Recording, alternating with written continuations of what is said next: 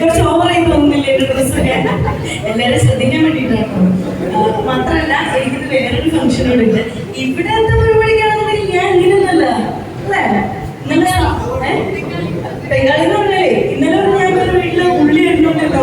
അപ്പൊ പിന്നെ ഒരിക്കലും ഞാൻ ഈ അച്ചാറിലും ഈ ഒരു ഔട്ട്ലുക്കിൽ ഞാൻ വരില്ലല്ലോ.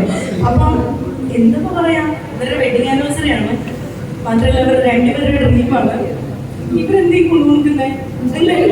ഞാനല്ല. അപ്പം എല്ലാവിധ ആശംസകളും നേരുന്നു. പ്രത്യേകിച്ച് ഫോർമലായിട്ടൊന്നും പറയാനില്ല. ഡൈനീജി ചേച്ചി പോലെയാണ്, ചേട്ടൻ ചേട്ടനെ പോലെയാണ്, അവൻ അനിയനെ പോലെയാണ്. അപ്പം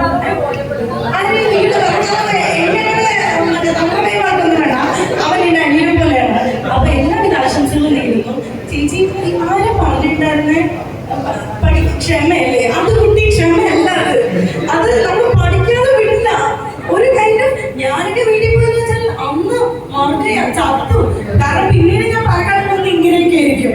കാരണം ഡാൻസ് കളിപ്പിച്ച് ചേട്ടന്റെ മനസ്സിൽ ഒന്ന് വിചാരിക്കും. പക്ഷെ നമ്മളാരാണ് അതൊന്നും നമുക്ക് വരില്ല. എന്തായാലും മോൾക്ക് വരില്ല. ഇവിടെ ഞങ്ങൾക്ക് ഏത് സമയം വേണമെങ്കിലും വന്ന് ഡാൻസ് ചെയ്യാനും റീൽസ് ഒക്കെ ചെയ്യാനുള്ള അധികാരമുണ്ട്. അതുകൊണ്ട് തന്നെ ഒരു ഫ്ലോർ നമുക്ക് സ്വന്തമായിട്ട് കിട്ടിയ സന്തോഷത്തിലും ആനന്ദത്തിലുമാണ്. എന്തായാലും മോൾക്ക് very best. Happy new year.